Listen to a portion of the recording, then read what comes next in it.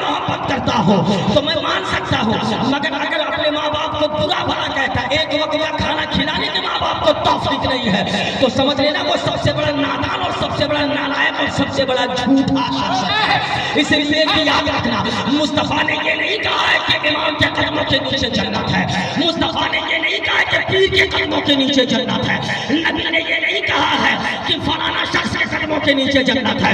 अगर नबी ने कहा है तो ये फरमाते हैं आका, ए लोगों तुम्हारी जन्नत न किसी मौलवी के कदमों के नीचे है, न किसी फकीर के कदमों के नीचे, न पीर के कदमों के नीचे, अगर जन्नत है तो तुम्हारी माँ के कदमों के नीचे। नारे तकबीर, नारे रिसालत, अज़मत वालिदैन का मैंने पहले सिर्फ 30 मिनट बोलूंगा। बोलिए बोलिए। पढ़े लिखे लोगों को अच्छे लगती है और मुनाफिकों को बड़े दिल में चुभती है। सुभान अल्लाह, सुभान अल्लाह, सुभान अल्लाह। कि मैं बात सच्ची किया करता हूँ मेरे प्यारे, ये हकीकत है, ये हकीकत है मेरे प्यारे। बोलिए बोलिए। दुनिया के किसी से मोहब्बत कर लो, किसी से भी कर लो, किसी से कर लो, अगर माँ बाप से मोहब्बत नहीं, माँ बाप अगर नाराज है तो एक बार नहीं 10 बार हज कर ले, 10 बार उम्रा कर ले, चेहरे पे मान दिए जाएंगे इबादतें, कुछ भी कर ले मेरे प्यारे। इसलिए हुकूकुल्लाह हुकूकुल इबाद दोनों आपको अदा करनी है। आओ मैं आपको थोड़े से और करीब करूं मेरे जवानों, जरा गौर करना। आओ हजरत वक्त नहीं है इसलिए मैं बिल्कुल मुख्तसर करूंगा। हजरत बायजीद बिस्तामी की बात आ गया। हजरत बायजीद बिस्तामी ये कौन है? वक्त के बहुत बड़े सूफी का नाम है, वक्त के बहुत बड़े कलंदर का नाम है, वक्त के बहुत बड़े वली का नाम है हजरत बायजीद बिस्तामी। अपनी अम्मी जान से कहते हैं, अम्मी जान अगर आप अपना हक मुझे माफ कर दो तो मैं चाहता हूँ रब को राजी करने के लिए, मैं खुदा की इबादत करना चाहता हूँ, रब को मैं राजी करना चाहता हूँ। माँ कहती है बेटा ठीक है जा, मैंने तुझ पर अपना हक माफ कर दिया, तू मेरी खिदमत कर या ना कर मैं तुझसे राजी हूँ मेरे लाल। जा तू अपने खुदा को राजी कर, जा तू रब को राजी कर, जा तू मुस्तफा को राजी कर। हजरत बायजीद बिस्तामी घर के आंगन से निकलते हैं और जंगलों की तरफ जाते हैं। जवानों गौर से सुनना, मेरे बाबू ईमानदारी के साथ सुनना। साहब हजरत बायजीद बिस्तामी जंगलों में रहकर 1-2 साल नहीं 12 साल तक इबादत करते हैं। 12 साल तक कभी वो घर नहीं आते हजरत बायजीद बिस्तामी। जंगलों में इबादत करने के बाद एक दिन दिल में ख्याल आया, जब जंगलों से बाहर निकलते हैं, बायजीद 12 साल तो हो गए हैं मगर जरा एक बार माँ की खबर भी तो ले ले, माँ हयात में है या नहीं है, माँ जिंदा भी है कि नहीं है, एक बार माँ की खबर को ले ले, खैरियत तो पूछ ले। हजरत बायजीद निकल गए जंगलों से बाहर। जंगल से बाहर जब निकलते हैं, जब इलाके में आते हैं, बस्ती में आते हैं, शाम हो चुकी है, इधर सर्दी का मौसम है, इधर धीरे धीरे बारिश भी हो रही है। जरा गौर करना जवानों, सर्दी का मौसम है, बारिश हो रही है, अंधेरी रात है। हजरत बायजीद बिस्तामी दरवाजे के पास खड़े हो गए, अंधेरी रात है, इधर पानी में भीग रहे हैं, इधर सर्दी है, ठंड लग रही है, जिसमें पूरा भीग चुका है, कपड़ा भीग चुका है।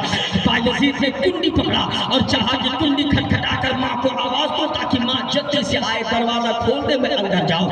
जैसे ही कुंडी खटखटाना चाहा, दिल ने बोला बायजीद ठहर जा, क्या कर रहे हो, एक तो आधी रात को आए हो और माँ को जगा रहे हो, कहीं माँ तेरी सो रही होगी और अगर माँ के दिल को तुम्हारी कुंडी खटखटाने की वजह से कहीं तकलीफ हो गई तो याद रखना तेरी इबादत बेकार हो जाएगी। बायजीद ठहर जा, क्या कह रहे हो? अक्ल कह रही थी आवाज दे, दिल कह रहा था बायजीद ठहर जा, तू क्या कह रहा है? बायजीद रुके रहे। आज के जवानों से मैं पूछना चाहता हूँ, क्या ये मोहब्बत है आज हमारे वालिदैन से? क्या ये मोहब्बत है आज अपने चचा से? क्या ये मोहब्बत है आज अपने भाई से? क्या ये मोहब्बत है आज अपनी बहनों से?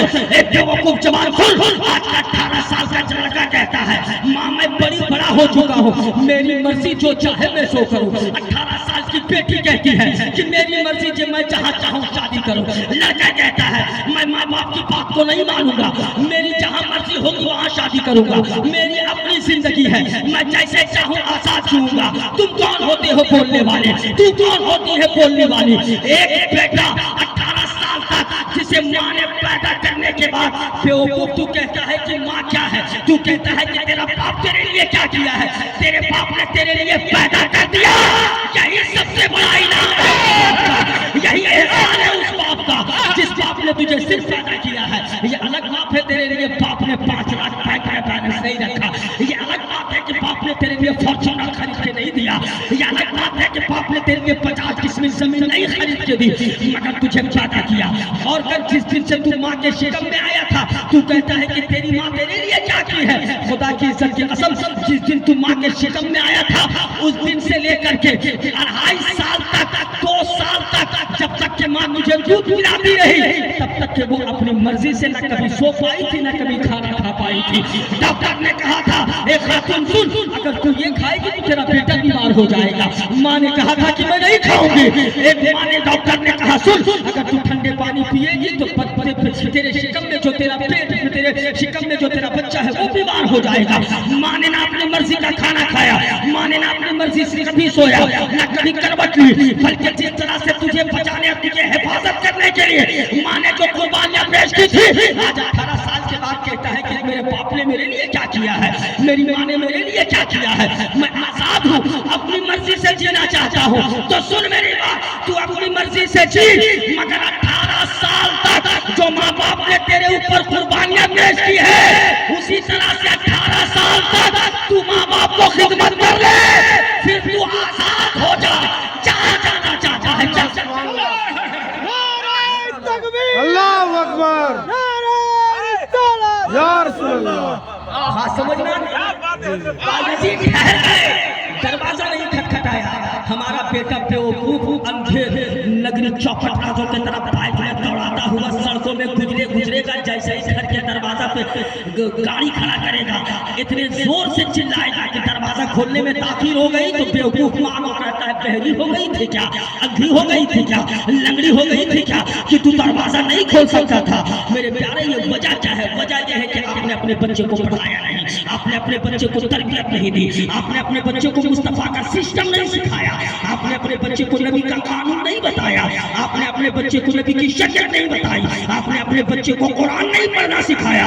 इसी वजह से आज हमारे मुआशरे में ये खराबियां हैं। आपके बच्चे को तो कुछ भी नहीं मालूम है, न दीन के हवाले से, न दुनिया के हवाले से। अगर दुनिया के हवाले से आपके बच्चे को मालूम होता तो आज तेरा बच्चा दर की ठोकरें नहीं खाता, आज तेरा बच्चा एजुकेशन में आगे होता। जबकि नबी ने कहा था, education is the power, education is the light. इल्म ही नूर है, इल्म ही रोशनी है। मगर मुसलमान का बच्चा पढ़ेगा कहाँ से? मुसलमान के बच्चा को तो पढ़ना ही नहीं आता है। तुम कहते हो कि मेरा बच्चा बहुत अच्छा है, अपने बच्चे से जरा कभी पूछ के देखना, बेटा तू पढ़ता है 10th में, बेटा तू पढ़ता है 12th में, अपने बच्चा से कभी पूछना, who is the best leader great weather against the British government 1857। अपने बच्चे से कभी पूछना, 1857 की क्रांति में अंग्रेजों ने अपने विरुद्ध सबसे कट्टर दुश्मन किसे माना था? आपका बेटा आपको ऊपर नीचे ताकेगा, जवाब नहीं दे पाएगा। क्या कर रहा था बेवकूफ 10th क्लास में पढ़ करके? 11th में आपका बेटा क्या कर रहा था? 12th में आपका बेटा क्या कर रहा था? जरा मुझे ये बता दे। मुसलमान का बच्चा एक ही काम कर सकता है, वो क्या? किसी तरह से मैट्रिक पास कर लिया, उसके बाद बेवकूफ, या तो माँ बाप का तो बेअदब था ही, चाचा का तो गुस्ताख था ही, बड़े भाई का तो गुस्ताख था ही, बहन का गुस्ताख तो था ही। अब यहाँ उसे झारखंड में और बोकारो में, रामगढ़ में कौन काम देगा उसे? या तो ऑटो ड्राइवर बन जाएगा, या टेम्पू चलाएगा, या तो 12 चक्का चलाएगा, या तो किसी गाड़ी का ड्राइवर बन जाएगा, या तो फिर पुणे में जाकर किसी होटल में बर्तन साफ करेगा, या तो पेरिस कुश्ती का काम करेगा, या तो फिर जाकर के आगरा में कहीं चूल्हा जलाएगा, या तो कोई और काम करेगा, या तो फिर घूमेगा सड़कों में, या तो फिर रील्स बनाएगा। उसके बाद गोफरों की तरह हेयर स्टाइल 6 महीना तक काम करेगा। 6 महीना काम करने के बाद अब कहेगा चलो घर चलना चाहिए, बाल को कलर करवाएगा, खूबसूरत करेगा। दीन तो मालूम नहीं है, नमाज तो पढ़ेगा नहीं, ज़कात तो देगा नहीं, फितरा तो देगा नहीं, माँ बाप को तो गाली पहले दे चुका है, बड़े भाई का कॉलर तो पहले पकड़ चुका है, छोटी बहन पर जुल्म तो पहले से सता चुका है। एक नंबर का गंजेड़ी, एक नंबर का भंगेड़ी, एक नंबर का शराबी, एक नंबर का जुआखोर। उसके बाद निकलेगा स्टेशन से 600 रुपये टिकट लेने के लिए हैदराबाद से घर आने की उसको औकात नहीं है, वही 65 रुपये का जनरल क्लास का एक टिकट खरीदेगा और फिर खिड़की के पास, विंडो के पास बैठेगा। कभी बंदर की तरह इधर लटकेगा, कभी उधर लटकेगा, कभी इधर लटकेगा, कभी इधर वीडियो बनाएगा, कभी उधर वीडियो बनाएगा। जैसे ही स्टेशन में उतरेगा, अब सभी वीडियो को एक जगह मर्ज करेगा, इंस्टाग्राम पे डालेगा और डायलॉग डालेगा, क्या मालूम है? दबदबा था, दबदबा है, दबदबा रहेगा। एक गांजा पीने वाला चाहे दबदबा हकीकत में मेरा था, मगर क्या जुआ खेलने वालों मुसलमानों से दबदबा बनेगा?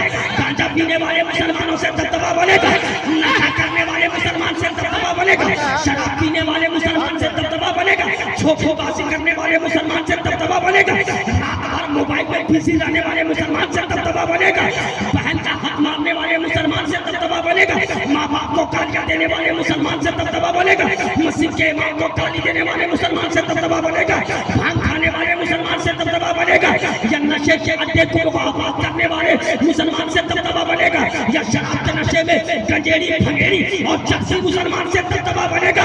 ऐसे से दबदबा नहीं बनता है। अगर दबदबा देखना है तो खुदा की इज्जत की कसम सुल्तान सलाहुद्दीन अय्यूबी का दबदबा देख लेगा। वो सलाहुद्दीन अय्यूबी जो तन्हा था मगर हजारों ईसाई चक के मुकाबले में अकेले भारी था। बेवकूफ इसको दबदबा कहते हैं। गांजा पीने का नाम दबदबा नहीं है। 14 फरवरी को जीएफ को बाइक पर बिठाकर घूमने वाला मुसलमान दबदबा बनाएगा, इसको दबदबा नहीं कहते हैं। खैर की बहनों के हाथ में गुलाब देकर वैलेंटाइन डे मनाने वाला चाहिए जवान सुन, दूसरों की बहनों के हाथ में गुलाब मत दो। अगर हैसियत है तो उस बहन के हाथ में कुरान और हिजाब दे दो और उस बहन को समझा, ए मेरी बहन को जिंदगी में कभी परेशानी आए, तेरी इज्जत की बात आए, एक बार आवाज दे देना, तेरा भाई मर जाएगा मगर तेरी इज्जत को कभी लुटने नहीं। नारे तकबीर, नारे रिसालत। इसको कहते हैं दबदबा। दबदबा ये है। और दबदबा देखना है तो मोहम्मद बिन कासिम का दबदबा देख लो। वो अकेला मोहम्मद बिन कासिम 17 साल का जवान, अभी मूछें भी नहीं आई थी, सिर्फ ये सुना था कि हिंदुस्तान की जमीन पर किसी एक बेटी के साथ जुल्म हो रहा है, तो अरब के रास्ते समंदरों के साहिलों को चीरता हुआ तन्हा राजा जाहिद के दरबार में अकेला आने वाला जो मर्द मुजाहिद था वो सलाहुद्दीन अय्यूबी था। इसको कहते हैं दबदबा। और आगे बढ़ करके चलो, अगर दबदबा देखना है तो आज करबला के मैदान में 22,000 यजीदियों का लश्कर एक तरफ, हुसैन का 6 माह का बेटा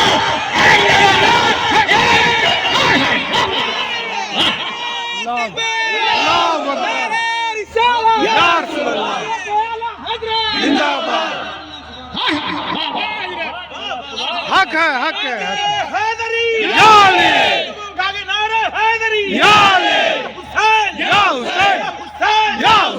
क्या बात है। सलातो सलाम पढ़ लिया जाए, सलातो सलाम पढ़ लिया जाए। बोलिए बोलिए बोलिए। इसको कहते हैं दबदबा। ये है मुसलमान की क्वालिटी, ये है, इसको कहते हैं। जरा गौर करना, मगर हमारे बच्चे को इन सब चीज से मालूम नहीं है, मगर याद रखना, जरा गौर कर। हजरत बायजीद बिस्तामी ठीक इसी जगह पर ठहर गए। काश उस चीज को हम समझ लेते। माँ हयात में है, उसकी खिदमत हम ना कर पाए, बाप जिंदा था, हमने उसकी खिदमत नहीं की। मगर कभी गौर करना, जवानों या मेरे बुजुर्गों, गौर करना। आप अगर यहाँ बैठे हो तो कभी भी अगर आपके आने का टाइम 8 बजे रात हो तो एक दिन 8 बजे रात मत आना। गलती से जानबूझ करके आप कोई दुकान की हो, कोई बिजनेस करते हो, कहीं काम करते हो, आपका आने का टाइमिंग अगर 8 बजे हो तो 8 बजे मत आना। एक दिन जानबूझ करके घर रात को 12 बजे आना, रात को 12 बजे घर आना। जब रात को घर 12 बजे आओगे ना तो हकीकत यही है कि बेटा आपका सो गया होगा, बेटी आपकी सो गई होगी, आपकी बीवी सो गई होगी। जिस बीवी के लिए आपने कभी माँ पे हाथ उठाया था, जिस बीवी के लिए आपने बड़े भाई के हक को मारा था, जिस बीवी के लिए आपने बहन का हक मारा था। घर में अगर 3 बेटे हो, घर में अगर 3 बेटे हो तो इंसाफ तीनों पे होना चाहिए था।